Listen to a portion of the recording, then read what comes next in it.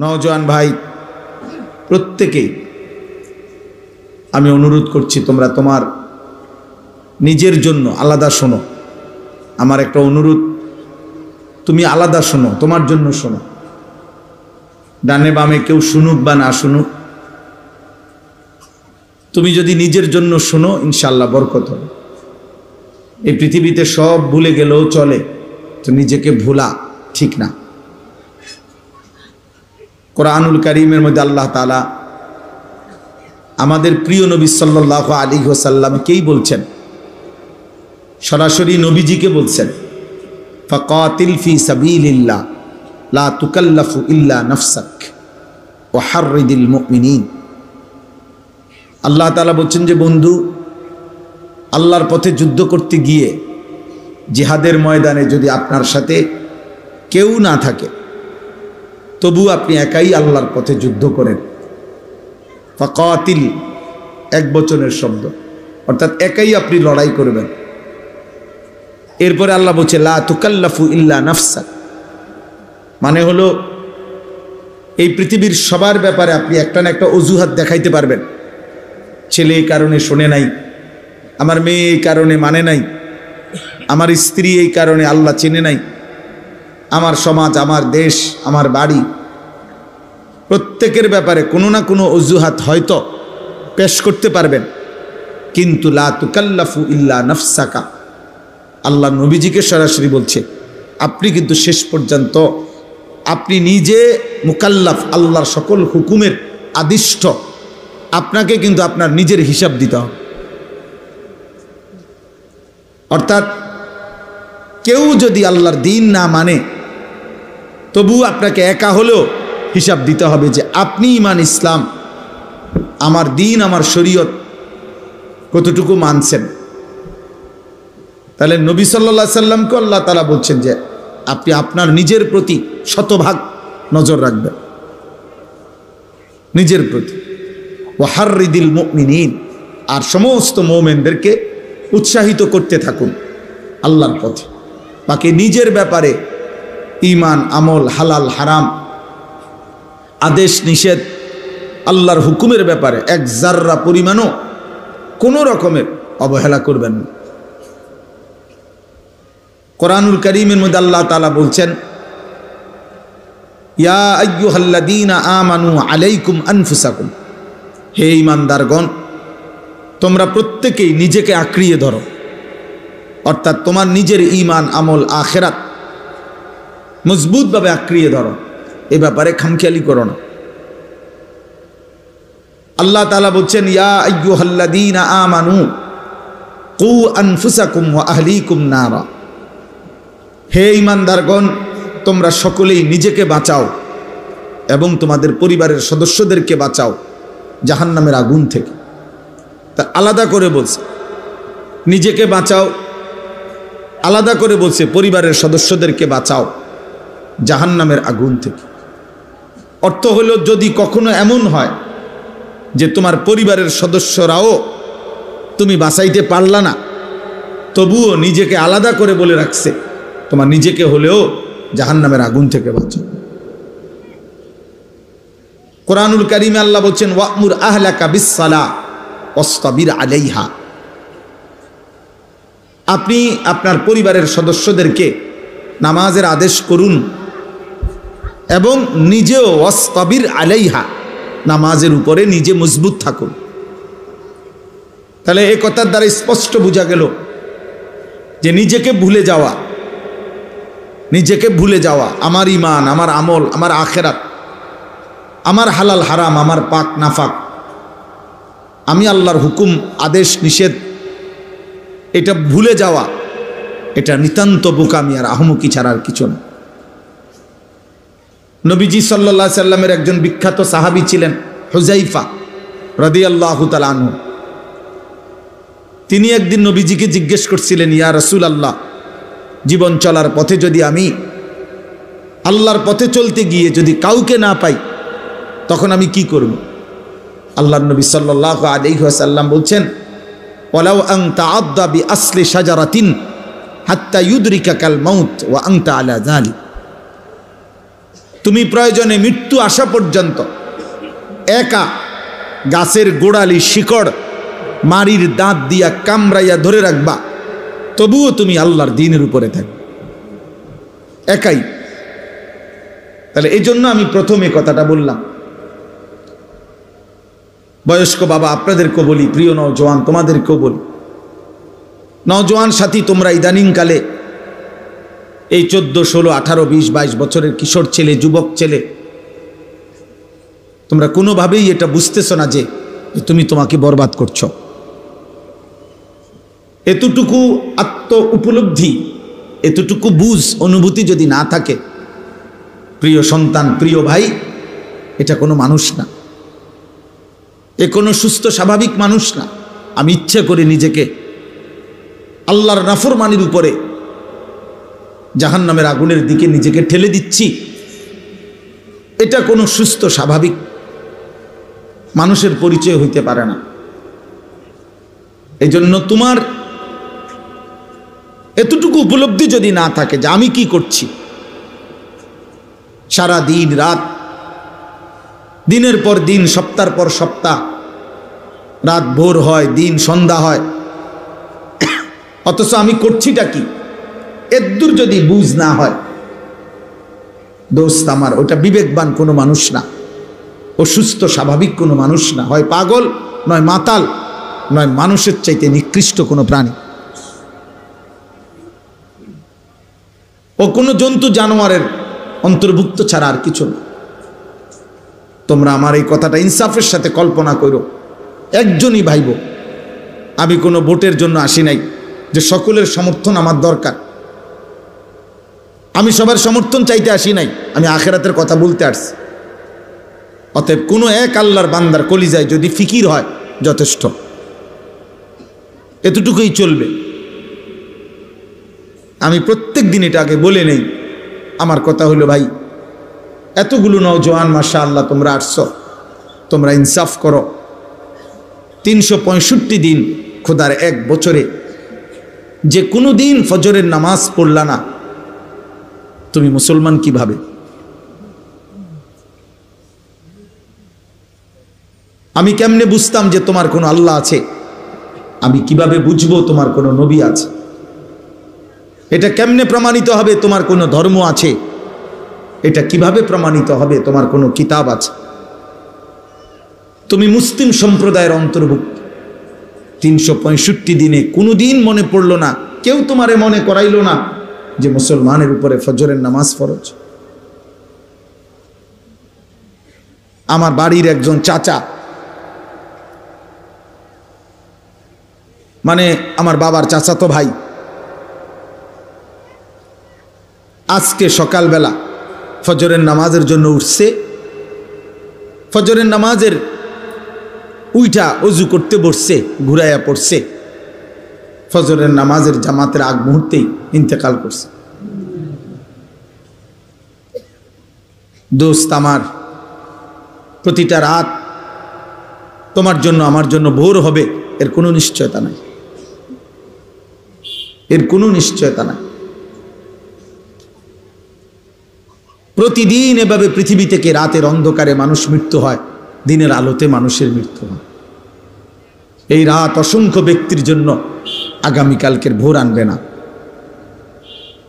আগামীকালকের দিন অসংখ্য ব্যক্তির জন্য রাত আনবে না, রাত আনবে না। আমার ছোট ভাই আমার গ্রামের মসজিদের জুমার নামাজ পড়ায়, ও বলল যে ভাই, আমি শুক্রবার দিনও ওনার সাথে কথা বলছি, খোঁজ খবর নিছি, আজকে রবিবার সকাল। তাইলে আমি এটা বুঝাইতে চাইলাম, আরবিতে একটা বিখ্যাত কিতাব আছে লাতাইফুল মাআরিফ, ইবনু রজব হাম্বলি রাহমাতুল্লাহর কিতাব। উনি সেখানে লিখছেন, প্রত্যেকটা রাত সন্ধ্যা পৃথিবীবাসীকে ডাক দিয়ে বলে, হে পৃথিবীবাসী, আমি একবারের জন্যই এসেছি, আমি আর কোনোদিন আসব না, তুমি আমারে কদর করো, নষ্ট করো না। প্রতিটা ভোর জগৎবাসীকে ডাক দিয়ে বলে, হে জগৎবাসী, আমি একবারের জন্যই এসেছি, আমি আর আসব না, আমারে কদর করো, নষ্ট করো না। 16ই নভেম্বর 2025 রোজ রবিবার। খোদার কসম বন্ধু, পৃথিবীতে এই শিরোনাম আর কোনো দিন হবে না। ইসরাফিলের ফু পর্যন্ত আর এই শিরোনাম হবে না। আগামী রবিবার হবে, কিন্তু সেটা 16ই নভেম্বর না। আগামী বছর 16ই নভেম্বর হবে, কিন্তু সেটা 2025 না, 2026। তার মানে হুবহু এই শিরোনাম আর হবে না, এই রাত আর হবে না। আজকের মাগরিবের ওয়াক্ত আর কোনো দিন হবে না। আগামীকালকের মাগরিবটা আগামীকালকের মাগরিবের ওয়াক্ত, আজকের এশার ওয়াক্ত আর কোনো দিন হবে না। আজকের জোহরের ওয়াক্ত আর কোনো দিন হবে না। সারা দিনে এক ওয়াক্ত নামাজ যারা পড়লা না সারা দিন, তুমি মুসলমানের ঘরে জন্ম নিছ? তোমার মতো নিকৃষ্ট নাফরমান মুসলমান এত বড় অসভ্য হয় যে 24 ঘন্টায় একবারও তার রবের সামনে যার কপাল সেজদা দেয় না, তার চাইতে নিকৃষ্ট গাদ্দার আসমানের নিচে জমিনের উপরে আর কেউ নাই। বেনামাজি তোর চাইতে নিকৃষ্ট গাদ্দার, অসভ্য, বেয়াদব আসমানের নিচে জমিনের উপর আর কেউ নাই। ভোরের কুত্তা তোকে দেখে লজ্জা পায়, সকালের কুত্তা, ভোরের কুত্তা আল্লাহকে বলে, আল্লাহ প্রথম নজর যেন কোনো বেনামাজির উপরে না পড়ে। কুত্তা তোরে দেখে লজ্জা পায়, কুত্তা। সমবয়সী কিছু অসৎ দুষ্ট, তোমার সমবয়সী কিছু চরিত্রহীন সারা বাস্তব তোমরা দেখো, যারা মোবাইল, নারী, ছবি আর এই চুলের এই বেহুদা মুশরিকের ফ্যাশন নিয়ে ঘুরো, তোমার সামান্য কিছু বন্ধু সমবয়সী ছাড়া খোদার কসম এই কায়নাতের কোনো কেউ তোমার দিকে তাকায় না। এই পৃথিবীর কোনো মানুষ, কোনো ভাগ মানুষ বিবেকবান তোমার মতো লম্পটের দিকে, চরিত্রহীনের দিকে, নারী, ছবি আর জিনার ব্যভিচারের দৃশ্য রাতভর উলঙ্গ ছবি নিয়ে যে পড়েছিলা, সকাল 8টা বাজে 9টা বাজে যেই জানোয়ার ঘুম থেকে উঠলা, তোমার দিকে ওই বাস্তব জানোয়ার যেটা কুত্তা, ওইটাও দেখে না। যদি ইনসাফ থাকে তো তুমি দেখো, তুমি চলো আমার লগে, আমার সাথে তুমি চলো কালকের মাহফিলে, দেখো তোমার সাথে আগায় আসে কয়জন, নামাজির দিকে আগায় আসে কয়জন। আও, কেউ তোমার দিকে ফিরে থুতুও ফেলবে না, থুতু। তুমি মনে করছো তোমারে সুন্দর লাগে, তোমার কাছে সুন্দর লাগে, আর পৃথিবীর কারো কাছে না। অথবা তোমার সামান্য, তোমার মতো আরেকজন অসৎ, তোমার মতো আরেক চরিত্রহীন যার কপালে সেজদা নাই, তোমার মতো আরেক গাদ্দার, যে গাদ্দার তোমার সাথে একই রকম, এই ছাড়া আর কেউ না, এই ছাড়া আর কেউ না। এজন্য প্রিয় যুবক, প্রিয় নওজোয়ান, তোমার কাছে আমি অনুরোধ করলাম, এমন আফসুসের জীবন পার করো না বাপ, যে তোমার মা তোমারে ডাকে না, বাপ তোমারে ডাকে না, এই দেশবাসী তোমারে কিছু বলে না, চোখের সামনে তুমি নষ্ট হয়ে যাইতেছ, চোখের সামনে তোমার চরিত্র শেষ হয়ে যাচ্ছে, এক ওয়াক্ত নামাজ পড়ছো না, অথচ মাও কাঁদে না, বাবাও কাঁদে না, পাড়া পড়শি, দেশবাসী, স্বজন, আত্মীয় কেউ তোমার জন্য কাঁদে না। চিরে এই ছেলেটার পরিণতি কি হবে?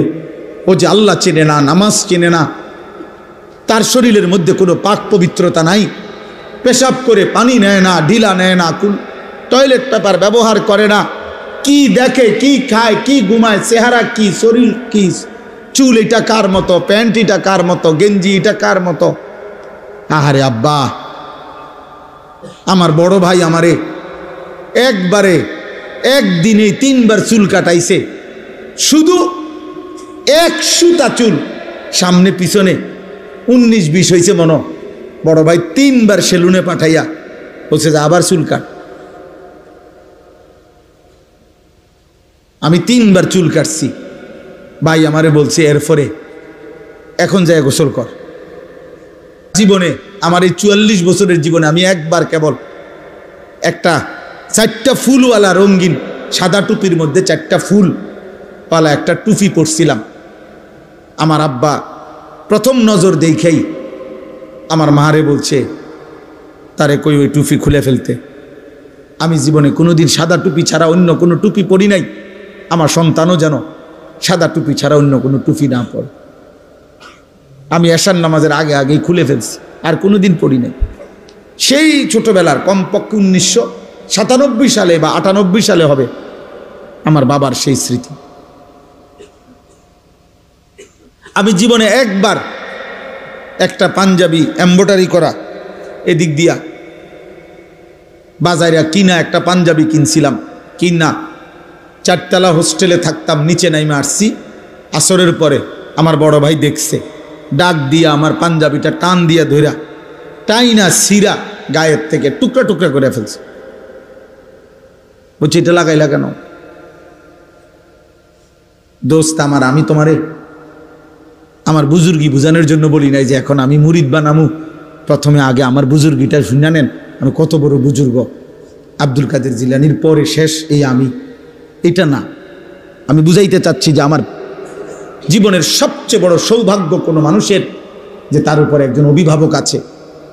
কেউ তারে নজর রাখে, কেউ তারে খেয়াল করে, কেউ তাকে টেনে ধরে, কেউ তাকে ফেরায় মন্দ রাস্তা থেকে, গুনার রাস্তা থেকে, ভুল পথ থেকে। কাউকে যদি কেউ ফিরায়, এমন একজন অভিভাবক যদি কারো কপালে জোটে, খোদার কসম এই কায়নাতের সর্বশ্রেষ্ঠ নিয়ামত।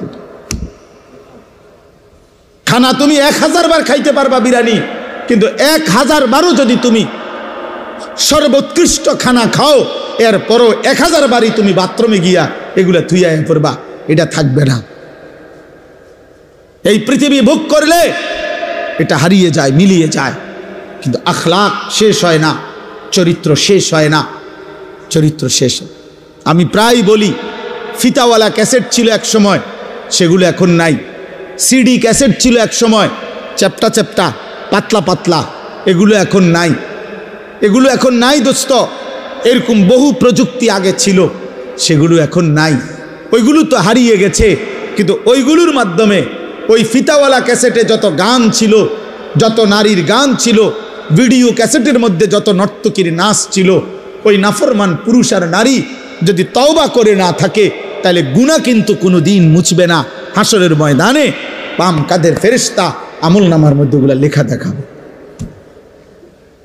হতে পারে তোমার 25,000 টাকা দামের মোবাইল হারায় যাবে, হতে পারে ফেসবুক থাকবে না, হতে পারে ইউটিউব থাকবে না, কিন্তু রাত জেগে জেগে যে গুনাহ করছো, নারী দেখছো, ছবি দেখছো, উলঙ্গ নাচ দেখছো, খোদার কসম দোস্ত, বাম কাঁধে ফেরেশতা এগুলা লিখছে, আর এগুলো তো মুছবে না। তওবা না করলে, আল্লাহ মাফ না করলে এগুলো তো মুছবে না।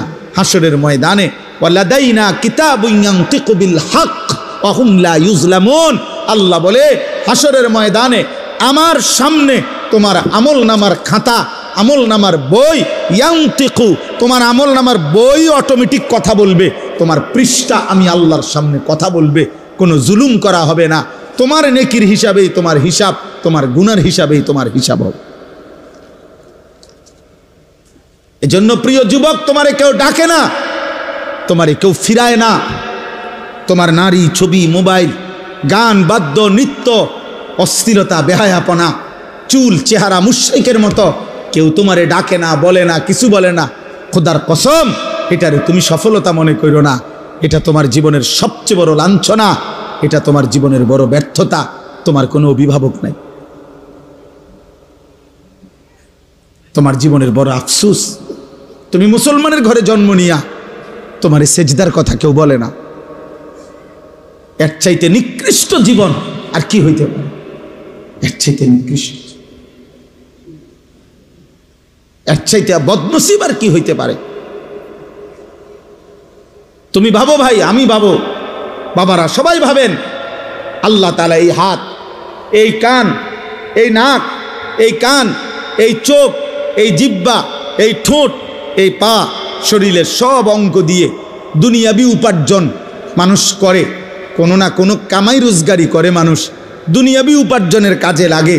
কিন্তু খেয়াল করলে দেখবেন মানুষের এই কপাল, এইটা পৃথিবীর উপার্জনের কোনো কাজে লাগে না। এই কপাল দিয়ে কেউ কিছু ধরে না, কেউ ঠেলা দেয় না, কেউ টাইনা আনে না, কপালের মধ্যে কিচ্ছু কাজে লাগে না। ব্রেন খাটায়, হাত দিয়া ধরে, চোখ দিয়া দেখে, কান দিয়া শুনে, জিহ্বা দিয়া স্বাদ নেয়, নাক দিয়া গন্ধ শুকে, পাও দিয়া হেঁটে যায়, অন্তর দিয়া ভাবতে থাকে, কিন্তু কপাল দিয়া তেমন দুনিয়াবি উপার্জনের কোনো কাজ করে না। তাহলে কপাল এটা আল্লাহ কেন দিলেন? কপাল এটা দিয়া বাহ্যিক পৃথিবীর কোনো কাজ হয় না, অথচ আল্লাহ এই কপাল কেন দিলেন? খোদার কসম, আল্লাহ বলছে, বান্দা সারা অঙ্গ দিয়ে তুমি দুনিয়া সাজাও, কপাল শুধুই আমি আল্লাহ সেজদার জন্য বানাইছি। কপাল শুধুই সেজদা দিবা, সেজদা। এজন্য কপালকে আল্লাহ বানাইছেনই সেজদার জন্য। এজন্য সেজদা কাকে বলে তুমি হুজুরে জিগাও, তোমরা নওজওয়ান আলেমকে জি, সেজদাই বলে কাকে? ওয়াদউল জাবহাতে আলাল আরদ, জমিনের উপরে কপাল রাখা, এটারে কয় সেজদা। সেজদা মানেই হলো কপাল রাখা। কোথায় বলে না, কোথায়? এই জন্য দোস্ত এটা মনে রাখবে, ইবলিস শয়তান ও আল্লাহ হুকুমে সেজদা দেয় নাই, একটা সেজদা, একবার শুধু কপাল নামায় নাই। আল্লাহ বলছে ফখরুজ ফা ইন্নাকা রাজিম, কোরআন শরীফের আয়াত। আল্লাহ বলছে বের হ বেঈমান, বাইরো বাইরো থেকে, আজকের থেকে ফা ইন্নাকা রাজিম, ইবলিস আজকের থেকে তুই অভিশপ্ত। রাজিম, রাজিম আউযু বিল্লাহি মিনাশ শাইতানির, বলে না রাজিম। ফাইযা ক্বরা'তাল কুরআন ফাস্তাইজ বিল্লাহি মিনাশ শাইতানির রাজিম। আল্লাহ বলছে রাজিম, তুই সেজদা দিলি না, এই বেঈমান, আল্লাহ বলছে তুই অভিশপ্ত। অভিশপ্ত মানে কি জানো?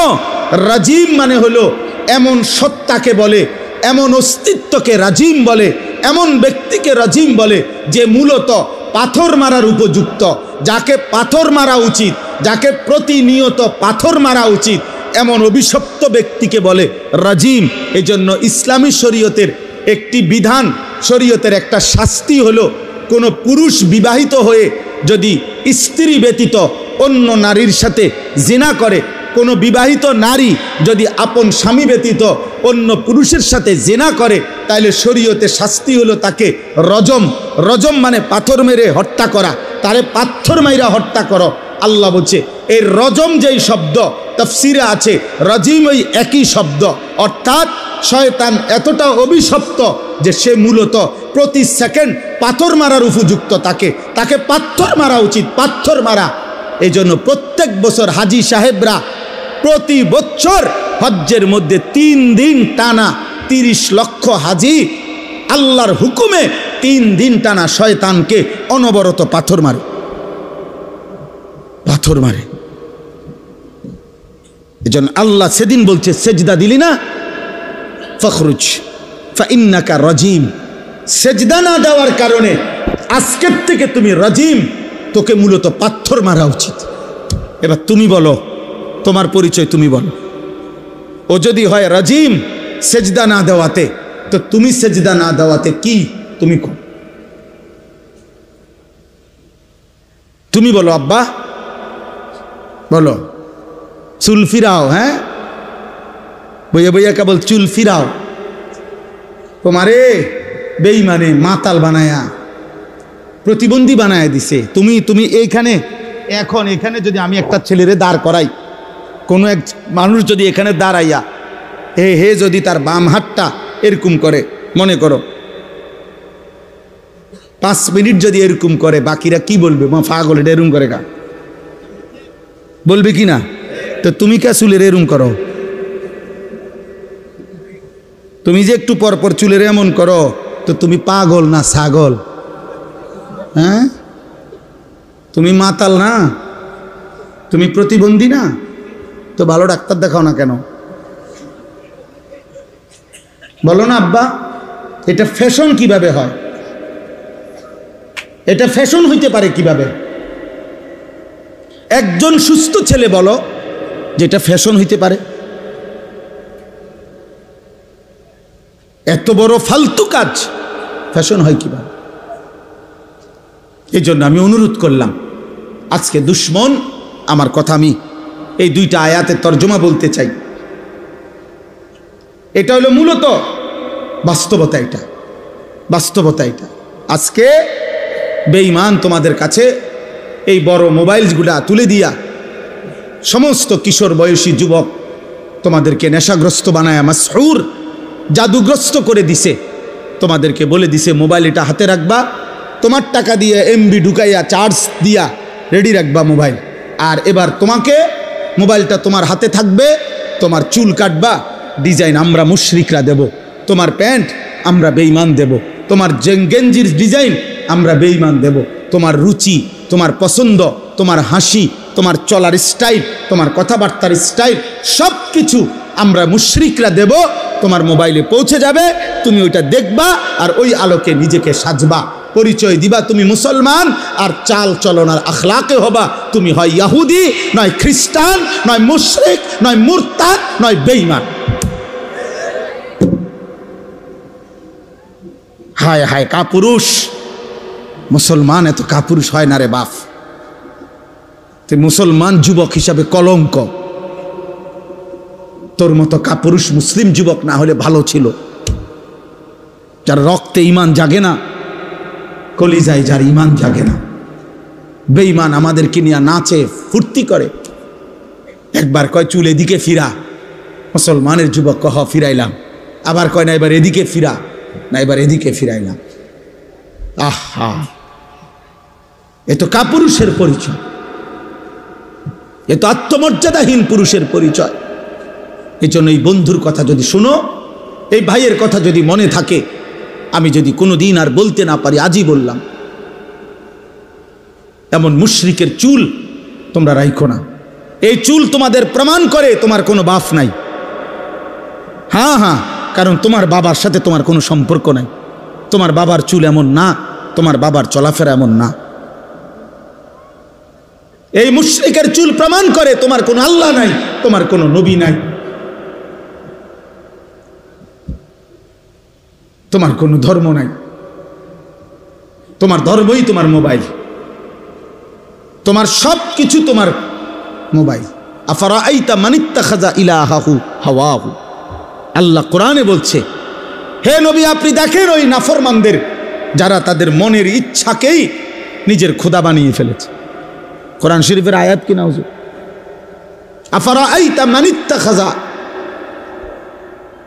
যে তার নিজের হাওয়া, নিজের মনের চাহিদাকে নিজের খোদা বানিয়ে ফেলেছে। আল্লাহ বলছে আমি তোরে ওয়াদা দিলাম, ওয়া আদাল্লাহুল্লাহু আলা ইলমিন, আমি তার ইচ্ছে করে আমি আল্লাহই তাকে পথভ্রষ্ট করে দেব। মনের চাহিদার ধারাবাহিক অনুসরণ করিলে আল্লাহর ওয়াদা আছে। আল্লাহ বলছে একদিন আমি তাকে এমন পথহারা করে দেব, আর কোনো দিন সে পথ পাবে, আর কোনো দিন না, আর কোনো দিন না। ওয়া খাতামা আলা সামঈহি ওয়া কলবি, আমি তার কানে এবং তার অন্তরে মোহর মেরে দেব। ওয়া জাআলা আলা বাসারিহি গিশাওয়া, আমি তার চোখের সামনে পর্দা ফেলে দেব। কানও বন্ধ, দিলও বন্ধ, চোখের সামনে পর্দা। ফামান ইয়াহদিহি মিন বাদিল্লাহ, আল্লাহ বলে বন্ধু বলেন তো এবার এই নাফরমানকে আমি আল্লাহকে বাদ দিয়ে এবার হেদায়েত দিবে কে? আল্লাহ যদি কারো কান বন্ধ করে দেয়, চোখ বন্ধ করে দেয়, দিল বন্ধ করে দেয়, প্রিয় বন্ধু এবার হেদায়েত দিবে কে? এবার তোমারে বাঁচাবে কে? এবার আলোর পথ দেখাবে কে? 365 দিন, বছরের পর বছর, দিনের পর দিন যারা নামাজ পড়েন না, এই বয়স্ক বাবা, মাঝ বয়সী 30 বছর ধরে সুদ খান যারা, কিস্তি নেন, 40 বছর ধরে যারা বিড়ি খাইতেছেন, সিগারেট খাইতেছেন, বছরের পর বছর ধরে যারা বৃদ্ধ বয়স হয়ে যাওয়ার পরেও টেলিভিশনে চা দোকানে বসে বসে নাচ গান নর্তকীর ছবি দেখেন, নাটক সিনেমা দেখেন, যেই সমস্ত মায় বোনেরা 20 বছর 30 বছর ধরে বেপর্দা চলতেছে, কথায় কথায় বছরের পর বছর গালি দিচ্ছেন, হারাম রোজগার করছেন, 2 নম্বরই উপার্জন করেন, ওজনে কম দেন, দুই নম্বরই ব্যবসা করেন। এই নাফরমান যদি আল্লাহর কোনোদিন না ফিরায়, আল্লাহ যদি সিদ্ধান্ত নেয় যে ঠিক আছে নাফরমান, ভাত খা, ঘুম যা, পেশাব কর, যৌন চাহিদা পূরণ কর, বাচ্চাও হইব, ঘুমও আসবে, ভাতও খাইতে পারবা, বিল্ডিং দালানো হবে, কিন্তু আখিরাত আর দেব না, জান্নাত আর দেব না, কি হবে সেদিন?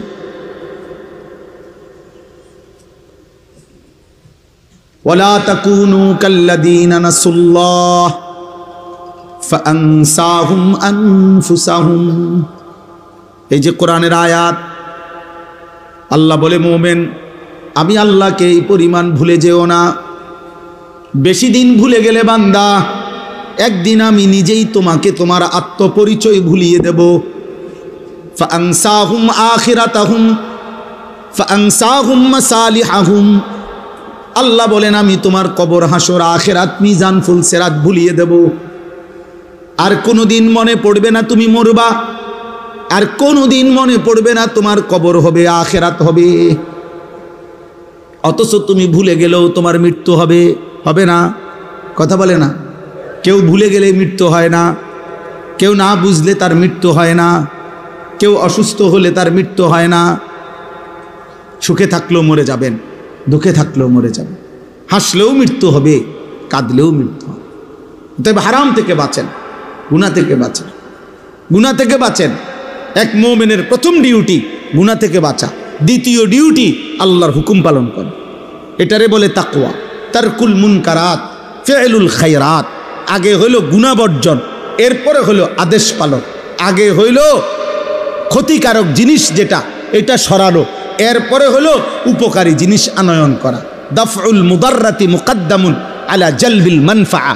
আরবি ভাষার প্রবাদ, গুরুত্বপূর্ণ মূলনীতি, আগে ক্ষতি সরাও, এরপরে উপকার আনো। আগে গ্রিলে ঝংকার রং দিবে, আগে ঝংকার সিরিজ কাগজ দিয়ে ডইল্লা, আগে ঝংকার সরাও যে সমস্ত পুরাতন, এরপরে রং লাগাও। আগে কুত্তা সরাও, এরপরে ভিক্ষা দাও। বাংলা ভাষায় বলে, বাংলা ভাষায় বলে যে ভিক্ষা থাক, কুত্তা সামলাও। চাল দিয়ে নাম নেই, আপনি কুকুরটা সরান। আগে গুনাহ বর্জন করো। ইত্তাকিল মাহারিম তাকুন আবাদান নাস। নবী সাল্লাল্লাহু আলাইহি সাল্লাম বলেছে গুনাহ ছাড়ো, তুমি হবে সর্বশ্রেষ্ঠ ইবাদতওয়ালা বান্দা। নবীজি বলছে ফাত্তাকুদ দুনিয়া ওয়াত্তাকুন নিসা। দুনিয়ার ধোঁকা থেকে বাঁচো, নারীর ধোঁকা থেকে বাঁচো, নারীর ধোঁকা থেকে বাঁচো। আল্লাহ নবী সাল্লাল্লাহু আলাইহি সাল্লাম বলছেন, আল্লাহ কোরআনে বলছেন ওয়াদারু যাহিরাল ইসমি ওয়া বাতিনা। হে আমার বান্দা, প্রকাশ্য গোপন সব গুনাহ থেকে বাঁচো, ছেড়ে দাও। ওয়ালা তাকরাবুল ফাওয়াহিশা মা যাহারা মিনহা ওয়া মা বাতান। আল্লাহ বলছে বান্দা, প্রকাশ্য গোপন কোনো অশ্লীলতা, বেহায়াপনার কাছেও যেও না। আল্লাহ বলছে ওয়ালা তাকরাবুজ জিনা। আমার বান্দা, জিনা ব্যভিচারের কাছেও যেও না। ইন্নাহু কানা ফাহিশা। এটা খুব বেশি খারাপ কাজ। এই যুবক, নারীর এই অসভ্য প্রীতি, নারীর এই আকর্ষণ, এই মোবাইল, নারীর ছবি, অশ্লীল দৃশ্য, হারাম এই ছবি, খোদার কসম এটা ছবি না, মোবাইলের ওইটা নারী না, মোবাইলের ওইটা নারীর ছবিও না, এটা নারীর ছবির ছায়া। মোবাইলের ওইটা নর্তকী না, ওইটা নর্তকীর ছবিও না, নর্তকীর ছবির ছায়া। ছায়ার সাথে প্রেম হয় না, ছায়ার সাথে ভালোবাসা হয় না, ছায়ার সাথে রাত কাটায় না, ছায়ার সাথে জীবন নষ্ট করে না কোনো বেওকুফ, বোকা, মূর্খ ছাড়া আর কারোর জন্য এটা সাজে না। এজন্য মোবাইলের এটা ছায়া, ছায়া, এটা নারী না। সিনেমা নাটকের এটা ছায়া, এটা নারী না। ছবি ও না, এটা ছায়া, এটা ছায়া। তো আল্লাহ তাআলা এই আয়াতের মধ্যে, সূরা লোকমানের এই দুইটা আয়াত, এবার আমি সংক্ষেপে এটা বললেই আমার কথা শেষ হয়ে যাবে। এই দুইটা আয়াতের মধ্যে আল্লাহ তাআলা মক্কার কুরাইশ কাফের, একজন কাফের নজর ইবনে হারেস, এই কাফের নবীজি সাল্লাল্লাহু আলাইহি সাল্লামের কোরআন, নবীজি যখন কাউকে কালেমার দাওয়াত দিতেন তখন নবীজি তার সামনে কোরআন পড়তেন। তো আল্লাহর কোরআন পড়লেই ধীরে ধীরে ওই মানুষটার দিল নরম হয়ে যেত, নবীজির দলভুক্ত হয়ে যেত। তো মক্কার কুরাইশরা বারবার ভাবত যে মুহাম্মদ এবং তার অনুসারীদের উপরে আমরা জুলুম অত্যাচার করি, কত গালিগালাজ করি, আমরা মুহাম্মদের অজান্তে আমরা লোকদেরকে বুঝাই, কিন্তু এই কোরআনের সামনে কোনো কিছুই টিকে না। মুহাম্মদ যখনই কোরআন পড়ে মানুষগুলোর দিল নরম হয়ে যায়, মানুষ তার দলভুক্ত হয়ে যায়। সুবহানাল্লাহ। তো এই মক্কার কাফেররা বলল, আহারে আমাদের কাছে তো কোরআনের বিপরীত কিছু নাই, যেটা দিয়া মুহাম্মদের কালেমার দাওয়াত ঠেকাবো এটা তো নাই আমাদের কাছে। তখন এই মক্কার কুরাইশ নজর ইবনে হারিস, এই কাফের সর্দার, ইরান থেকে, মানে এখন বলে ইরান, আগে বলতো পারস্য, এই ইরান থেকে সে ব্যবসার উদ্দেশ্যে গিয়া ইরান দেশ থেকে একজন নারী যে ছিল দাসী, সাথে সাথে গায়িকা নর্তকী, যে নাচতে পারত বাদ্যের তালে তালে এবং পুরান দিনের কিচ্ছা কাহিনী সুর দিয়া দিয়া টাইনা টাইনা সে গাইতো শুনাইতো। আর সে দেখছে ওইখানে লোকজন গোল হইয়া এরকম গায়িকার গান, বাদ্য, নৃত্য, গানের আসর শুনে খুব মনোযোগ দিয়া। তো এই নজর ইবনে হারিস অনেক টাকা দিয়া একটা দাসী কিনে আনছে মক্কায়, আইনা মক্কার কুরাইশদেরকে বলছে মুহাম্মদের কোরআনের ব্যতিক্রম বিকল্প আমি একটা জিনিস রেডি করছি। নাউজুবিল্লাহ। বলছে কি? তো এই কথা বলার পরে সে এই কুরাইশদেরকে একসাথ করে বলছে, এই দেখো। তখন সে তার ওই দাসী যে গায়িকা ছিল, নাচতে পারত, গান গাইতে পারত, বাদ্যের তালে তালে নাচতো গাইতো, পুরান দিনের কিচ্ছা কাহিনী সুরে সুরে টাইনা টাইনা বলতো, এই না দাসীকে সে এদের সামনে পেশ করছে। এবার সে বাদ্যের তালে তালে নাচে, গায়, আর ওই পুরান দিনের কিচ্ছা কাহিনী সুরে সুরে টেনে টেনে বলে। আর আস্তে আস্তে কিছু দুষ্ট চরিত্রের যুবক, কিছু দুষ্ট চরিত্রের অসৎ মানুষ ধীরে ধীরে ওই গান বাদ্যের আড্ডার মধ্যে জমতে শুরু করছে। আর তখন এই ব্যক্তি, এই নজর ইবনে হারিস, এই মুশরিক কাফের বৈশা বৈশা নবীজিকে ঠাট্টা করত আর বলতো, মুহাম্মদ তোমার কোরআন এবার বুঝবা, দেখি তোমার কোরআন শুনে কয়জন আর আমার গায়িকার গান শুনে কয়জন। কোরআনের বিপরীতে নবীর কোরআনকে, দিনকে, শরীয়তকে ঠাট্টা করত। এই মুশরিকের এই আচরণের জবাবে কাফেরদের এই গান বাদ্য, গানের আসর, গায়িকার আসর, নায়িকার আসর, নৃত্যের আসর, বাদ্যের আসর জমানোর কারণে আল্লাহ তাআলা তাদের জবাবে কোরআনের এই দুইটা আয়াত নাজিল করেছে। বুঝতে পারছনি ভাই? এবার আয়াতের তর্জমা শুনেন। আল্লাহ তাআলা বলেন, অমিনান নাসি মান ইয়াশতারি লাহওয়াল হাদিস। আল্লাহ বলেন, বন্ধু কিছু নাফরমান পাপী আছে লোক, এমন কিছু লোক এমন আছে যারা প্রতিনিয়ত বেহুদা কথা, অনর্থক কথা, এই অনর্থক কথা বলতে, বেহুদা কথা বলতে, অপ্রয়োজনীয় গুনাহ মিশ্রিত কথাবার্তা সংগ্রহ করে, ক্রয় করে, ব্যবস্থাপনা করে, আসর জমায়। সমস্ত তাফসিরের মধ্যে আছে এই বেহুদা কথা বলতে, অনর্থক কথা বলতে বুঝানো হয়েছে আল গিনা ওয়াল মাজামির, গান এবং বাদ্য, এটার প্রথম অর্থ। আরও অতিরিক্ত অর্থ হইল ক্রীড়া, কৌতুক, হাসি, ঠাট্টা, বেহুদা, এই নাটক, নভেল, অবসর বিনোদনে হাস্যরসিকতা করে অর্থহীন অপ্রয়োজনীয় যত কথা, এগুলোকেও বলা হয় লাহওয়াল হাদিস। তবে প্রথম অর্থ হইল গান বাদ্য। আল্লাহ তাআলা বলেন, এই যারা প্রতিনিয়ত গান বাদ্য সংগ্রহ করে, ব্যবস্থাপনা করে, কেন? লিয়ুদিল্লা আন সাবিলিল্লাহি বিগাইরি ইলমিন, অজ্ঞতাবশত, মূর্খতাবশত আমি আল্লাহর পথ থেকে আমার বান্দাদেরকে পথভ্রষ্ট করার জন্য। অর্থাৎ দুইটা বিষয়, এক হইল নিজেকে মনে করে জ্ঞানী, আসলে এই গান বাদ্য আর গুনায় আসক্ত ব্যক্তি মূর্খ। আর দ্বিতীয়ত হইল ওদের ইচ্ছা আমি আল্লাহর পথ থেকে আমার বান্দাদেরকে দূরে সরায় দিবে, কোরআন থেকে দূরে সরায় দিবে, দাওয়াত থেকে দূরে সরায় দিবে, ইসলাম থেকে দূরে সরায় দিবে। ওয়াত্তাখিজাহা হুজুয়া, এবং আমার কোরআন, আমার দিন, আমার বন্ধুর দাওয়াত, আমার এই শরীয়তকে ঠাট্টা করে, মজাক করে। আল্লাহ বলেন, বন্ধু আমি স্পষ্ট জানিয়ে দিলাম, উলাইকা লাহুম আযাবুম মুহিন। আমি আল্লাহ বললাম, আমি আল্লাহ এই নিকৃষ্ট গান, বাদ্য, গায়িকা, নায়িকা, গানের আসর, নৃত্যের আসর যারা জমায়, ব্যবস্থাপনা করে, ইন্তজাম করে, এই আসরে পড়ে থাকে, এই ব্যবস্থাপনায় যারা থাকে, আল্লাহ বলছে আমি তাদের জন্য অপমানকর, লজ্জাকর, নিকৃষ্ট আযাব দেব। এটা ওয়াদা দিলাম, ওয়াদা দিলাম। আল্লাহ বলেন এই গান আর বাদ্যের নিকৃষ্ট পরিণতি। দোস্ত, এই দ্বিতীয় আয়াতের তরজমাও একসাথে শোনো, এরপরে আর 2 মিনিট কথা বললে শেষ হয়ে যাবে।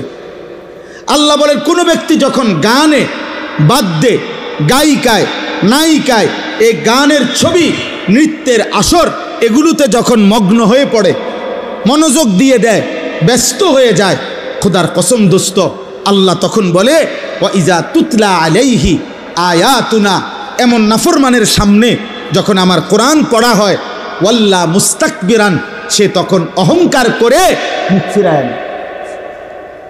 এরকম মুখ ফিরায়, আর এমন একটা ভাব নেয় কাআন লাম ইয়াসমাআহা, যেন সে আমার কোরআন শুনতেই পায় না। কাআন্না ফি উযুনাইহি ওয়াকরা, অথবা এমন একটা ভাব নেয় যেন সে আগের থেকেই কানেই শুনে না, বধির।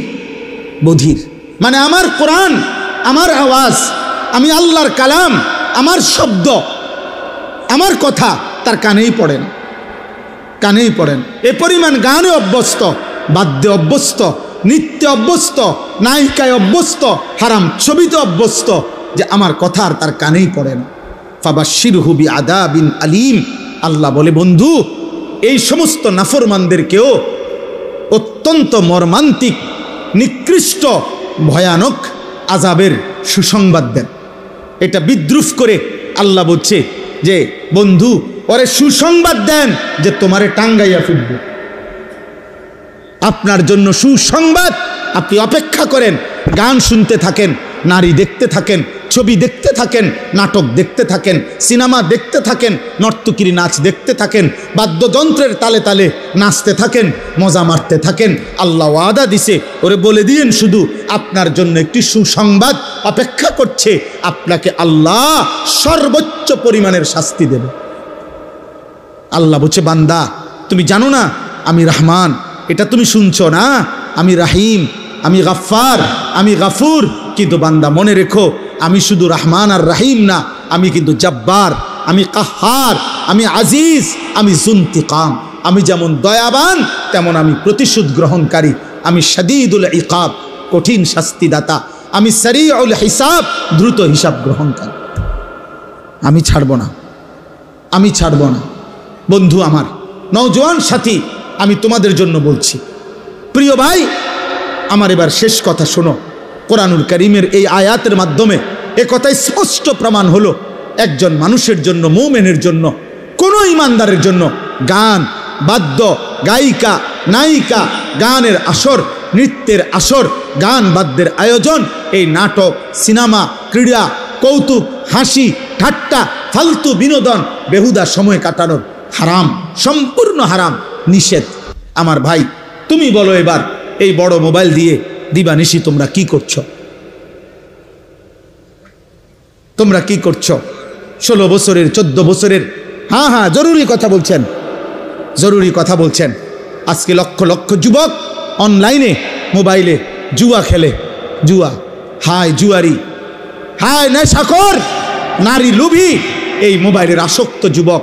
একটা কথা মনে রাখো, এই পৃথিবীতে মানুষ পাপীকে মানুষ নামে ডাকে না, পাপের নামে ডাকে। আবার বললাম, আবার শোনো আমারই কথা, মানুষ পাপীকে মানুষ নামে ডাকে না, পাপের নামে ডাকে। কোনো সুদখুরকে মানুষ মানুষ বলে না, সুদখুর বলে সুদখুর। কোনো ঘুষখুরকে মানুষ মানুষ বলে না, ঘুষখুরকে বলে। কোনো নেশাখোর তারে মানুষ আর মানুষ বলে না, তারে বলে মদখোর, নেশাখোর, গাঁজাখোর, ফুট্টাখোর, বাবাখোর, ডাইলখোর, ইয়াবাখোর, হারামখোর, হারামখোর। অতএব জুয়ারিকে, এই নাফরমান, পৃথিবীবাসী তোকে জুয়ারি বলবে, জুয়ারি। তোরে আর কোনোদিন মানুষ বলবে না। তোর 100 বছর পরে, 100 বছর পরে তোর নাতিরে মানুষ বলবে, সর, তোর দাদা ছিল জুয়ারি, তোর দাদা ছিল নেশাখোর, তোর দাদা ছিল সুদ খুর বেড়া, জ্বালাইয়া কইলা করে লাইছে গেরাম সুদ খাইয়া, স্বার্থ এনতে বেড়া। শুধু তুমি না, তুমি তোমার আগামী জেনারেশনকেও কলঙ্কিত করে গেলা, লজ্জিত করে গেলা।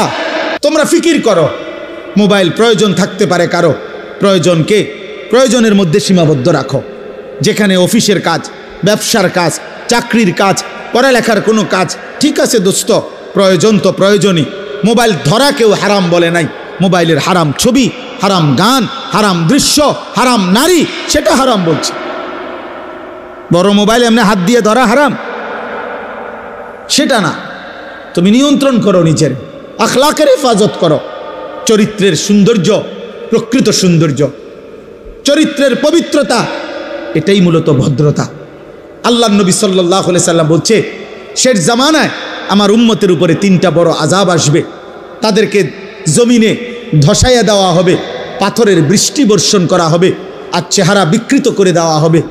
আল্লাহ নবীকে সাহাবীরা বলছে, কখন ইয়া রাসূলুল্লাহ? নবীজি বলছেন, ইজা জাহারাতিল কাইনাত, যখন গায়িকা বেড়ে যাবে, অল মাআজিফ, বাদ্যযন্ত্র বেড়ে যাবে, ওয়াস্তাহাল্লাতিল খামরা, মানুষ পানির মতো, এরকম পানির মতো হালাল মনে করে মদ পান করতে থাকবে। নবীজি বলছে, তখন হয়তো কাউকে জমিনে ধসাইয়া দেওয়া হবে, কারো উপরে পাথরের বৃষ্টি বর্ষণ হবে, কারো চেহারা বিকৃত হয়ে যাবে। হতে পারে যুবক এমন কোনো দিন যে সারাদিনে 5 ওয়াক্ত নামাজ পড়ো নাই, আর সারা দিন সারা রাত মোবাইলে নারী ছবি, উলঙ্গ দৃশ্য, গান বাদ্য, জিনা ব্যভিচার, মদ জুয়ার আড্ডায় পড়েছিলা, এভাবে রাত 3টায় ঘুমায় গেলা। হতে পারে যদি কোনো দিন, কল্পনা করো তো, যদি কোনো দিন ঘুম থেকে উঠে দেখো তোমার চেহারা হয়ে গেছে শূকরের মতো, কুত্তার মতো, বাঁদরের মতো, হতে পারে না? কথা বলে না? নবী সাল্লাল্লাহু আলাইহি সাল্লামের 1450 বছরের কোনো কথা ভুল প্রমাণিত হয় না। এই পৃথিবীতে বনি ইসরাইলের পূর্ববর্তী জাতির নাফরমান মানুষকে আল্লাহ তাআলা চেহারা বিকৃত করে পশুর আকৃতি, বাঁদরের আকৃতি বানায় দিছেন, এ কথা কোরআনে আছে। এ কথা কোরআনে আছে। যুবক 14 বছর, 16 বছরের, 18 বছরের অসংখ্য ছেলে আছো তোমরা এমন, গুনাহ করতে করতে, নারী দেখতে দেখতে, গান শুনতে শুনতে, জুয়া খেলতে খেলতে, হারাম করতে করতে তোমাদের চেহারা ভিতরে ঢুকিয়া গেছে, সাফার কোডি ভিতরে ঢুকিয়া গেছে। এত কম বয়সী ছেলে আরেকটু ফিটফাট, আরেকটু সুন্দর, আরেকটু মায়াময়, আরেকটু নাদুস নুদুস দেখা যাওয়ার কথা ছিল, কিন্তু গুনাহ তোমার শরীর নষ্ট করে দিছে। তুমি ইনসাফের সাথে দেখো। অতএব আজকে তোমাদের কাছে অনুরোধ করলাম, তোমরা গান বাদ্য, মোবাইলের আসক্তি ছেড়ে দাও, ছেড়ে দাও বাপ। হযরত আবু বকর সিদ্দিক রাদিয়াল্লাহু তাআলা আনহু বলছেন, আল গিনা মাজামিরুশ শাইতান, গান হচ্ছে শয়তানের বাদ্য। ইমাম আজম আবু হানিফা রাহমাতুল্লাহ আলাইহি বলছেন, সিমাউল আগানি ফিসকুন, গান শোনা প্রকাশ্য পাপ, ওয়াত্তালাজ্জুযু বিহা কুফরুন, গান শুনে মজা পাওয়া কুফরি, কুফরি, কুফরি। গান শুনে মজা, এই যে গান শুনা, এরপরে এই যে এমন তাল মারে না, এমন, এরপরে ঢোলে, এরপরে হাত বাড়ি দেয়, পাও বাড়ি দেয়, এরপরে গায়িকা নর্তকীর গায়ে টাকা দেয়, টাকা ছাড়ে। হ্যাঁ, মনে রাখবা ভাইয়া, যেখানেই বাদ্য বাজে, সেটা যদি ধর্মের নামে গান হয়, ভক্তিমূলক গান হয়, পীরের নামে গান হয়, মাজারের নামে গান হয়, আর অন্য সিনেমার নামে গান হয়, একই রকম হারাম, একই রকম হারাম, একই রকম হারাম। এটা যেখানেই বাদ্য সেখানেই হারাম, সেখানেই হারাম। যেখানেই নারীর আড্ডা সেখানেই নেশার আড্ডা, সেখানেই গানের আড্ডা। 3 জিনিস এক ক্ষতি আনে, মদ, নারী আর গান। এ 3টা এক ক্ষতি আনে, এক দাগে। যেখানে মদ আছে সেখানে নারী আছে, সেখানে গানও আছে। যেখানে গান আছে ওখানে নারীও আছে, নেশাও আছে। 3টা কি এক ক্ষতি আনে, এক ক্ষতি, এক দাগে, এক ক্ষতি আনে 3 দাগ। এই 3 জিনিস বরাবর। অতএব কোনো নামে বাদ্য বাজানো যাবে না, কোনো নামে না, ভক্তির নামেও না, অভক্তির নামেও না। আল্লাহ আমাদেরকে হেফাজত করেন। প্রিয় যুবক ভাই, আমার শেষ অনুরোধ দোস্ত, তোমাদের কাছে নওজোয়ান অনুরোধ করছি, আমার শেষ 2টা ওসিয়ত। 30 বছরের নিচে তোমাদের যাদের বয়স তোমরা হাত তোলো, হাত উঠাও। 30-এর নিচে যাদের বয়স, হুজুর দেখেন আপনি দোয়া করে দেন হুজুর, আল্লাহ যেন করে কবুল করে। কোন মাশাআল্লাহ মাশাআল্লাহ মাশাআল্লাহ। হাত নামাও, হাত নামাও। আমার দুইটা ওসিয়ত নওজোয়ান আমি বন্ধু তোমাদের কাছে পেশ করলাম। ভালোবেসে আসছো, মহব্বত করে আসছো। দোস্ত, আমার দুইটা ওসিয়ত। 1 নাম্বার, চোখের হেফাজত করো। নারী দেখো না, ছবি দেখো না, গান শুনো না, অশ্লীল দৃশ্য দেখো না। আব্বা, যে নারীর চাহিদা আল্লাহ বিবাহিত পবিত্র হালাল স্ত্রীর মাধ্যমে পূরণ করে দেবে ইনশাআল্লাহ। ওয়েট ওয়েট ওয়েট, অপেক্ষা করো, পূরণ হবে ইনশাআল্লাহ। তোমার বাবা দাদা পূর্বপুরুষ স্বামী স্ত্রীর পবিত্র বন্ধনে এভাবে আসছে, তুমিও এক মা বাবার পবিত্র বন্ধনে তুমি পৃথিবীতে আসছো। অতএব মিলে যাবে। তুমি সবর করো, নষ্ট হয়েও না, চরিত্রহীন হয়েও না। চরিত্রহীন রে কেউ মনে রাখে না রে আব্বা। নষ্ট মানুষকে কেউ স্মরণ করে না, অসৎকে কেউ স্মরণ করে না, থুতু দেয়। আর 2 নাম্বার কথা হলো, ফজরের নামাজ জামাতের সাথে পড়ো। বলো, আমার একটা ছোট্ট মেহনত আছে, আমি সারা দেশব্যাপী একটা ছোট কাজ করি, সেটা হলো ফজর ক্যাম্পেইন। আমার শায়েখ আল্লামা মুফতি মুশতাকুন নবী কাসিমি, এটা হুজুরের দেওয়া আমানত আমার কাছে। হুজুর বলছেন এই কাজ করতে, ফজর ক্যাম্পেইনের কাজ করি। অর্থাৎ ফজরের নামাজের প্রচারণা, ফজরের মুসল্লি বৃদ্ধির চেষ্টা, এটা আমার একটা মেহনত। আমি অনেক দিন থেকে এই কাজটা করি। আমার শায়েখ এটা আমার দায়িত্ব দিচ্ছেন, করি। অর্থ হইল কি করবা, একজন যুবক শুধু সিদ্ধান্ত নিবা যে আমি ফজরের নামাজ পড়ব, আমার একজন বন্ধুকে ফজরের নামাজের জন্য উঠাবো। তোমরা হইবা 2 জন, তোমরা এবার আরো 2 জনকে বলবা, হবে 4 জন, তোমরা 4 জন আরো 4 জনকে বলবা, হবে 8 জন। এভাবে বাড়বে, ফজরের মুসল্লি বাড়বে। ফজরের মুসল্লি বাড়বে, মাহাদির সৈনিক বাড়বে। ফজরের মুসল্লি যারা, মাহাদির সৈনিক তারা। ফজরের মুসল্লি যারা, দাজ্জালের বিরুদ্ধে লড়বে তারা। ফজরের মুসল্লি যারা, বিশ্বময় কালেমার পতাকা উড়াবে তারা। এজন্য ঈসা আলাইহিস সালাম আসরের ওয়াক্তে নেমে আসবেন, আর ফজরের নামাজের পরে ফজরের মুসল্লিদেরকে নিয়ে মাহাদি ঈসা এবং ফজরের ইমানদার মুজাহিদ মুসল্লি ফজরের পরে দাজ্জালের বিরুদ্ধে, ইহুদিদের বিরুদ্ধে শেষ চূড়ান্ত লড়াই শুরু হবে। আসরের নামাজের ভিতরেই মসজিদে আকসা বিজয় হয়ে বিশ্বময় কালেমার পতাকা উঠবে। এটা হাদিসের বাণী। এজন্য ইনশাআল্লাহ বাংলাদেশের মধ্যেও কিশোর যুবক তোমরা প্রস্তুতি নাও, তোমরা প্রস্তুতি নাও। এই দেশে কোন ইমান বিধ্বংসী বেঈমান মুসলমানদের ইমান আকীদার উপরে কোন আঘাত করলে নওজোয়ান তোমরা বলো আমরা মেনে নেব না ইনশাআল্লাহ। অতএব ভণ্ড, মুশরিক, প্রতারক, বেঈমান কাদিয়ানীরা মুসলিম নাম দিয়ে বাংলার জমিনে থাকতে পারবে না। ওরা নিঃসন্দেহে কাফের।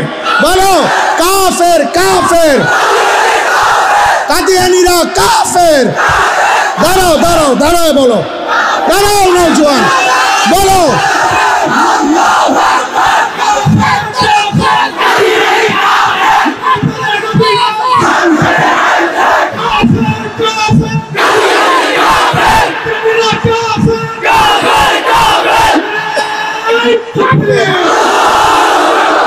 মাশাআল্লাহ। বসো।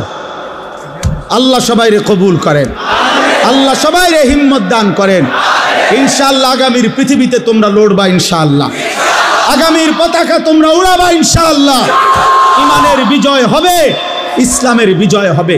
ফিলিস্তিন জিতবে, গাজাও জিতবে, ইসরায়েলের শেষ কুত্তাও হেরে যাবে ইনশাআল্লাহ, ইনশাআল্লাহ।